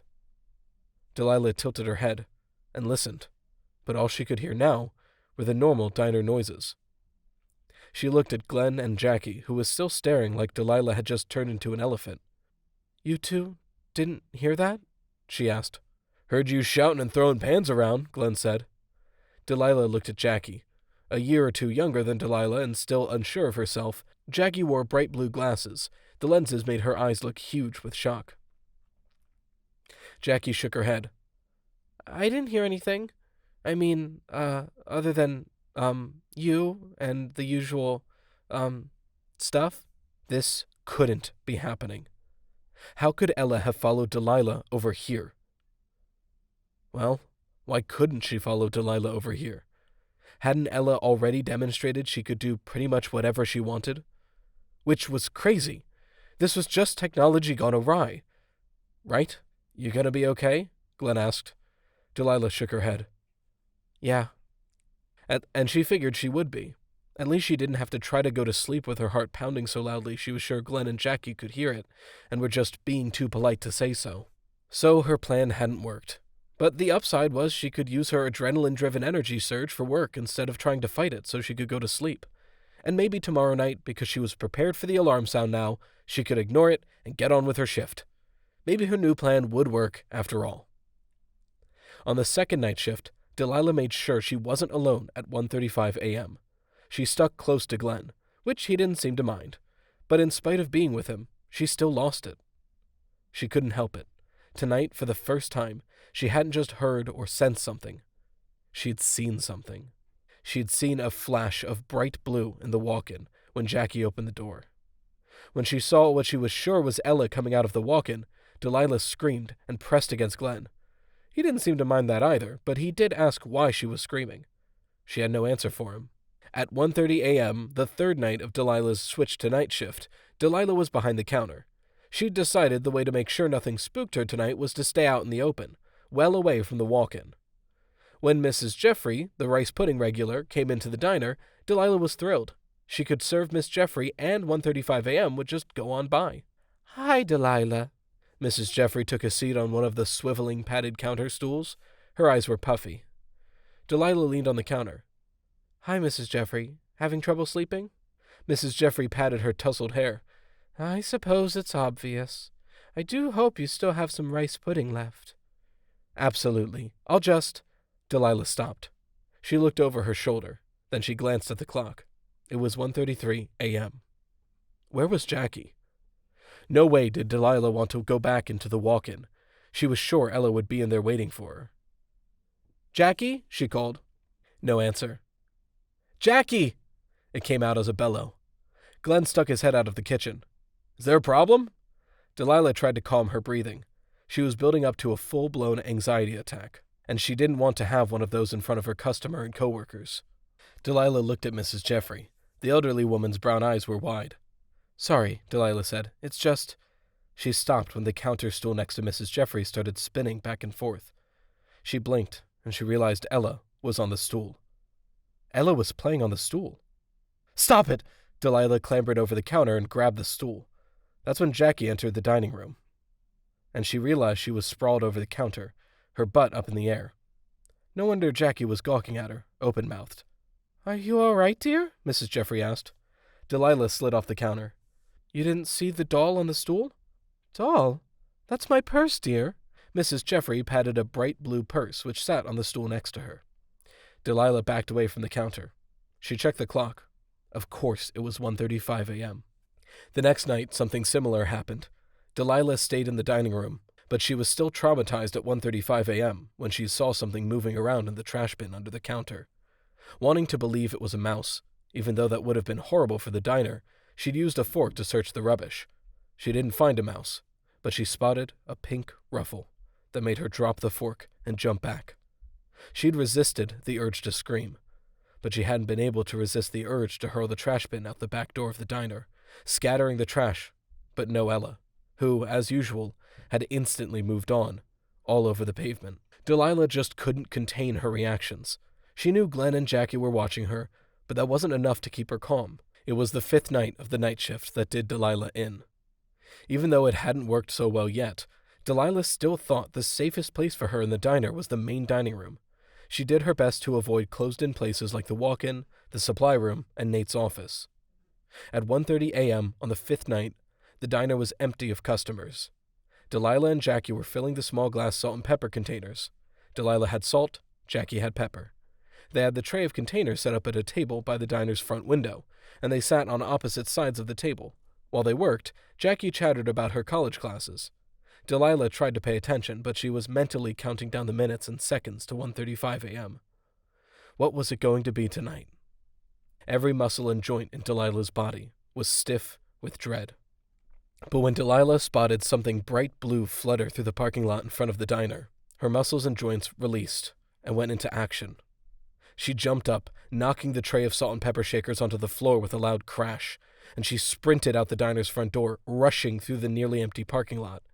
She scanned for Ella's dress. She was sure that was what she'd seen.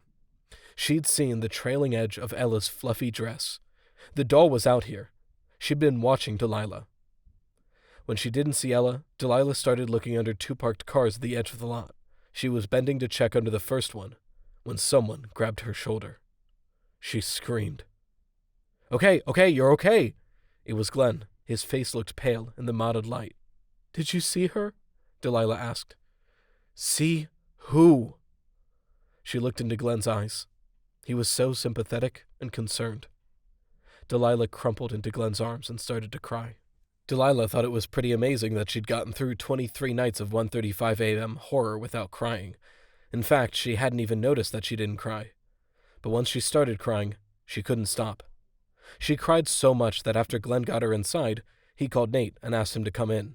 Nate arrived as Jackie was sweeping up broken glass from the diner floor, while Delilah sat in a back booth and tried to get her body to stop twitching. Nate talked to Glenn and Jackie. She couldn't hear what they said, but she figured she should say something on her own behalf. She stood. Come with me, Nate said. Good. He was talking to her in his office. She could explain things there. Or not. As soon as they entered his office, Nate closed the door behind him. I'm sorry, Delilah. I have to let you go. Delilah looked at Nate with wide eyes that felt bruised and lacerated. Don't look at me like that. Nate went around his desk and dropped into his leather chair. Delilah twisted her mouth and tried not to whimper. I've cut you all kinds of slack for being late. I've worked around your thing. But this is too much. Jackie says you've been acting super weird. He gave the words air quotes. The last 4 nights. And now this? I can't keep an employee who freaks out the customers and breaks trays full of salt and pepper shakers. Nate, Don't even try to give me a sob story. I'm not your father. Whatever you have going on that made you do what you did tonight is something you need to work out on your own, outside this diner. You're a good worker when you're here and focused, but I can't afford the liability risks of you acting like this. He rubbed his beard. I'll have someone bring you your last check tomorrow. Delilah stood in front of Nate's scarred old desk and looked at all of its neat little piles. She turned. She wasn't going to beg for the job. As she left the diner, she wasn't even thinking about the job. She was thinking about Ella. Every night was getting worse. How was she going to get through another 1:35 a.m.? When Richard had asked Delilah to move out of his parents' guest house, she'd had no place to go, so she'd gone to Harper. Harper welcomed her with open arms, but unfortunately, Harper lived in a house with 10 other struggling actors. All Harper had to offer was half of a double bed-sized mattress on the floor of what once was a massive walk-in closet. Massive for a closet, not so much for a place to sleep. Harper loved her retreat. She got the bed, and she got to organize all her clothes on the racks and shelves of the closet. Delilah hated the tiny space. It gave her claustrophobia. Plus, Harper snored and talked in her sleep. Delilah had only stayed with Harper 3 days before getting her apartment with the money Richard had given her. So it said a lot about her state of mind that she called Harper when she got home from work and asked if she could stay with Harper for a few nights. "Sure thing," Harper said. "We'll have a slumber party. You won't even know the 1:35 a.m. has come and gone." Delilah wanted to believe that was true. She tried to believe it. Harper was performing that evening, as she did 6 evenings a week, so she left Delilah in the care of one of her housemates, a funky guy named Rudolph who spent the afternoon and evening teaching Delilah the card game he'd created. She never did fully understand it, but she had to admit it was entertaining. Rudolph was funny and nice, too. By the time Harper got home, about 12:30 a.m., Delilah was surprisingly relaxed. "Okay," Harper said, dragging Delilah away from a disappointed Rudolph. "You don't get to keep her as a pet, Rudy," she chastised. He stuck out his lower lip, then grinned at Delilah as Delilah followed Harper to the second floor of the house. "I have munchies," Harper said. "The salty kind, guaranteed to keep away snarky high-tech dolls." Delilah's stomach did a somersault at the word, doll.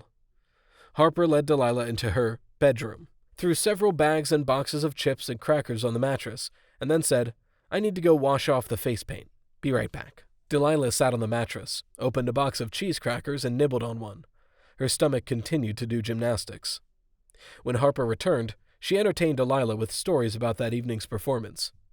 "So first, Manny forgot his line, and then he said my line," Harper said as she tore into a bag of barbecue potato chips. "Imbecile, I had to think so fast. So I kissed him." "Was that in character?" "My character's a bit of a doodlebug, so pretty much anything is in character." Delilah looked at her watch. It was 12:55 a.m. "Hey, did you just look at your watch?" Harper grabbed Delilah's arm. "Give me that." Delilah didn't resist when Harper took off Delilah's watch and stuffed it under her pillow.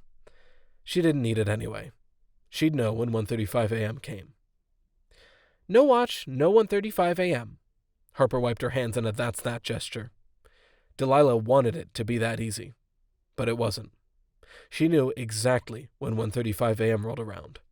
She knew because suddenly a voice said, "It's time." Delilah jumped up and hit her head on the rack above her bed. "What are you doing?" Harper asked at the same time Delilah ducked her head under the rack and said, "Did you do that?" Then they both spoke at the same time again. "What do you mean?" Delilah said. "Do what?" Harper said. They both stopped. Delilah could still hear Gerald's voice in her ear repeating, "It's time," in a receding echo. Delilah looked down at Harper. "Do you hear that?" Harper frowned up at Delilah. "I don't hear anything except Raoul's oldies music and the movie Kate and Julia are watching downstairs." "You didn't just mimic Gerald?" "I'm sitting right here in front of you. I'm eating potato chips. How could I have mimicked Gerald?" Harper popped a chip into her mouth with deliberate emphasis. She chewed loudly. Delilah shook her head. She realized she was shivering. She had to clench her teeth together to keep them from chattering. "Then you must have Ella." "What?" Delilah's neck was starting to hurt from her contorted position under the closet rack, and her legs felt weak. She sank into the bed. "You know what Gerald sounds like." "So?" "So you could program Ella to sound like him, record yourself mimicking him or something." Harper shoved aside the chips bag and leaned toward Delilah. "I want to be sure I'm understanding what you're saying." She narrowed her eyes. "You're saying I took your wacky doll and somehow got her to work, and I recorded my impression of Gerald on the doll so it could play that for you. That's what you're saying." Delilah shook her head. "No?" Harper asked. "Then what are you saying?" "That is what I'm saying. You're just crazy, is what you're just. I don't have the stupid doll. I never saw the stupid doll. If I had seen the doll and had taken the doll, I sure wouldn't have recorded something on it to scare you. Why would I do that?" "I don't know." Delilah looked at her hands. She felt a little stupid. Why would Harper do that? Then she remembered the voice she heard. But who else could have done it? "You tell me," Delilah said. "Why did you do it?" "I didn't do it," Harper shouted. Delilah flinched. Then she whispered, "But there's no other explanation." Harper stared at Delilah. "Geez, Del, you're losing it, girl." She shoved the junk food off the bed and curled up on her side with her back to Delilah. "I'm going to sleep. I wish I could." "You could," Harper said. "Just get out of your head. It's not me. It's Ella." Harper sighed, then started breathing deeply and evenly. "Must be nice," Delilah muttered. The next day, Delilah spent most of the day hanging out with Harper and her housemates. Because she didn't fall asleep until almost 7 a.m., and Harper woke her when she got up at about 10 a.m., Delilah was fuzzy with sleep deprivation. She felt like someone had stuffed her brain with cotton candy. When she got up, Harper seemed to either have forgotten Delilah's accusations or forgiven them. She didn't say anything about what had happened between them, and she was her usual vivacious self all day. Delilah decided not to say anything else about Ella. She also decided, though, that she wasn't staying here tonight. She'd leave while Harper was at the theater. She didn't know until she walked out to her car at 4:35 p.m. where she was going to go. It came to her in a flash of brilliant insight. She'd go to a motel on the other side of town. Ella wouldn't be able to find her there. Delilah didn't think anyone else, like Harper, would find her there either. She wasn't going to use an assumed name or anything, but Harper didn't process things in the sort of organized way that she'd think to do of a search of motels and find out if her friend was staying there. So at 6:15 p.m., after Delilah ate a burger and fries at a fast food place, she checked into the Bed For You motel on the outskirts of the scruffier side of town. The quality of the hotel was evident in both its name and the fact that its fading sign announced a bed and a TV in every room. "Talk about luxury," Delilah said when she parked her car over the weeds growing through the cracks in the time-worn asphalt. The price was right, though. Trying not to breathe in the smells of bleach and stewed cabbage in the hotel's small, brown lobby, Delilah paid for 3 nights. She was happy that the total barely made a dent in the credit limit on her one credit card.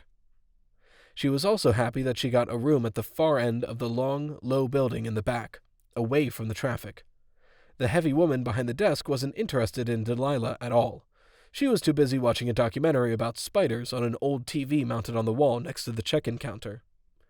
The old hotel room was surprisingly neat and clean.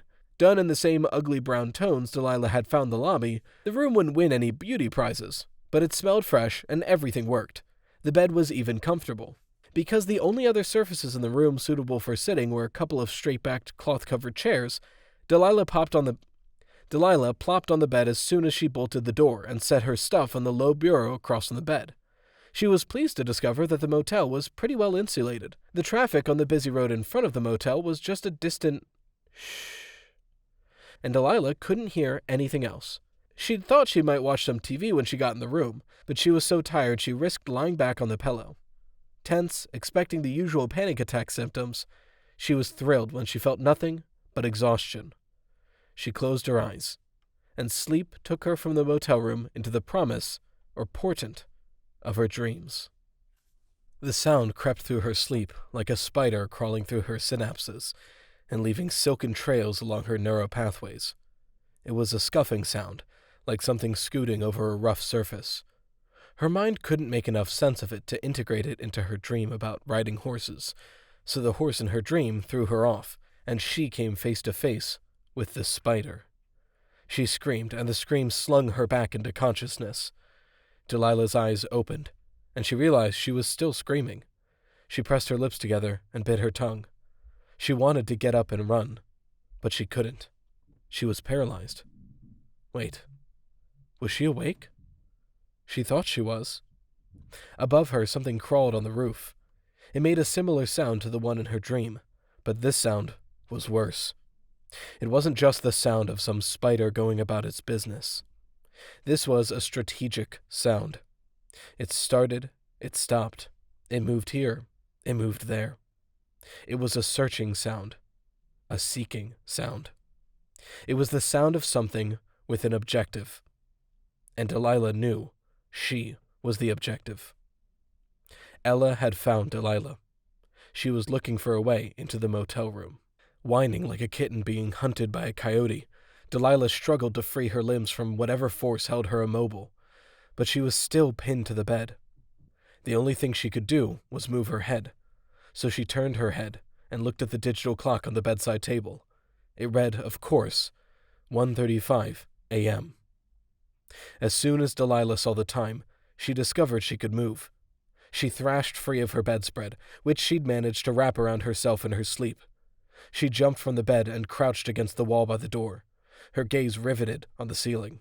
Flashing dark red light from a neon sign next door to the motel splayed across the ceiling like blood splatter. It was sporadically illuminated by the flickering fluorescent lamps that lit up the motel walkways and parking lot. This meant Delilah could see what she needed to see. Nothing was coming through the ceiling, but that didn't comfort her. Ella had other ways to get into the room, and even if she didn't get in the room, the very fact that she was outside the room, on the roof, meant that Delilah's brief respite was over. There was no getting away from Ella. Delilah began rocking back and forth like a child, and she hummed until daylight broke. She didn't know what she was humming at first, but then she recognized the tune. She was humming the old lullaby her mom used to sing to her when she was little. Even though Delilah had paid for 3 nights, she left the motel room about noon the next day. There was no point in staying. She couldn't sleep. She wasn't safe there. She was pretty sure she wasn't safe anywhere, but Delilah figured being mobile wasn't a bad idea. This assumed, though, that Ella's circuits hadn't noted the make, model, and color, maybe even the license plate, of Delilah's car. Ella had, after all, ridden to the apartment in the car, so she probably had left some sort of tracker in it. Delilah's travels were no doubt a pointless waste of time and gasoline. But what else could Delilah do? So she drove. She drove all afternoon and all evening. She drove all over the city, exploring neighborhoods she hadn't known existed. She gazed longingly at the big family homes and children playing in the park. She cruised the shopping district, remembering what it was like to be able to buy whatever she wanted, and also remembering how little pleasure that had given her. She never wanted things. She'd wanted love. When the sun started going down a little after 6, Delilah realized she was being stupid. Very stupid. Why was she staying in the city? Why not get out of town, drive out into the country? Wouldn't it be harder for Ella to reach her there? Delilah turned at a busy corner and pointed her car toward the freeway. Then she immediately turned again, looping back into the neighborhood she'd just left. Maybe she wasn't being stupid after all. What if the city was helping to keep her safe? What if Ella would be free to do whatever she wanted to do to Delilah if they were away from a populated area? Besides, in the country it was dark. Very dark. Delilah had only one small flashlight. She didn't think she could stand facing 1:35 a.m. in the pitch dark. No. She'd stay in town. But where? Pulling into the drive-thru of a fast food burrito place, Delilah bought a chicken and rice burrito with sour cream. Weirdly, even though she was so scared she was probably just one more shock from full-blown hysteria, she still had her appetite. Maybe her body knew she needed nutrition to handle what was coming her way. Delilah ate her burrito at a drive-in movie theater she discovered on the west edge of the city. She'd had no idea it was there. She was happy to find it, though. It kept her awake until nearly midnight. That's when the last movie, a chase-heavy action flick, ended, and Delilah had to join the ragged line of cars struggling out of the drive-thru. Delilah had to join the ragged line of cars straggling out of the drive-in. That's when she had to decide where she would be when 1:35 a.m. came around. She'd thought about parking her car behind a dark building, or in a quiet neighborhood near an unoccupied house. But did she really want to make it that easy for Ella to get her? No. It would be better if she was driving around 1:35 a.m. She'd never tried that before. Maybe that was the trick. So, as her limbs got more jittery, and her breath came faster, and her lungs got tighter, Delilah drove closer and closer to the city center. She wanted to be where people still meandered down the sidewalks and bright lights turned night into day. At 1:33 a.m., Delilah had an even more inspired idea. She'd drive onto one of the big bridges. Surely Ella couldn't get to her there, especially since the decision to hit the on-ramp to the bridge was as spontaneous as you could get. Even though it was the middle of the night, at least a dozen cars were on the bridge. Delilah's hands sweated, and she repositioned them on the steering wheel. She blinked several times to clear her vision, which was becoming blurry. She concentrated on the road, and forced herself not to look at her dashboard digital clock. But she knew when 1:35 a.m. arrived. She knew because that's when she heard her passenger door unlock and unlatch. Gasping and losing control of the car for an instant, Delilah turned the wheel to get back in her lane. The whooshing sound of wind coming through the open passenger door hit her just before she heard the passenger door slam closed again. She glanced to her right, her whole body charged with terror. She fully expected to see Ella sitting in the car next to her. But nothing was there. All she saw in her car was a bag of fast food trash, her purse, and her flashlight. Almost across the bridge, she put her gaze back on the road. Then something hit the roof of her car with a thunk. Delilah screamed and jammed her foot onto the accelerator. Her car scooted forward, and she pulled out to pass a minivan, barely missing its back bumper. She then jerked her car back into the right lane so she could take the first exit off the bridge. Driving like a madwoman, Delilah careened onto the industrial road running parallel to the river and pulled over where she reached a boarded-up factory. Her car skidded to a stop, spraying gravel. Delilah had the engine off and was out of the car the minute the vehicle stopped moving. She didn't bother to lock it up. She just grabbed her purse and her flashlight, slammed the driver doors behind her, and ran. She ran toward the river, behind the factory, her feet crackling over crumbling concrete and trash. She ran until she was hidden from the road. Her car was no longer in sight either. Delilah could still see where she was going because the factory, though empty, was well lit. She stopped running and looked around. She had no idea where she was, but she didn't feel safe. Where would she ever feel safe again? Turning in a full circle, she scanned her surroundings. Maybe if she could hide from Ella now, the doll wouldn't find her later. But where could she hide? Delilah spotted a drainage pipe at the far side of the factory. It was huge, maybe 4 feet in diameter. She could crawl into that easily. Striding across a dirt and gravel lot filled with potholes, Delilah headed toward the drainage pipe. But halfway there, she stopped. She couldn't take her purse with her. She couldn't take anything with her. She didn't know what linked her to Ella. Turning in another circle, Delilah saw a stack of railroad ties. That should work. She checked her surroundings again. She was still alone. She ran over to the railroad ties and hid her purse in a crevice. Then she looked around once more and bolted over to the drainage pipe. She crawled inside and hunkered down. She realized she was lightheaded. She was hyperventilating. Leaning over, her head between her knees, she attempted to shorten her breaths, taking in less oxygen than she was sure she needed. She wished she had a paper bag. There was one in the car, but she couldn't go back there. She couldn't go back any place she'd ever been before. She couldn't go back to her life. Ella was going to find her anywhere. Even here. Delilah fell back onto her butt and curled up in a ball, hugging her legs close. She tried to stay silent, but she couldn't. She began to keen. The sound that came from her wasn't like any sound she'd make before. Not even when her parents died. Not even when her first foster home refused to keep her. Not even when her 4th foster dad beat her. Not even when Gerald scheduled when she could blow her nose. Not even when Richard threw her out. The sound contained every hurt and fear and crushing disappointment she'd ever had, all rolled into one screeching rejection of pain. The sound she made was the sound of a woman who had no strength left. She couldn't fight anymore. Delilah closed her mouth. Her throat hurt. Her lungs hurt. Her heart hurt. And she couldn't stop quaking.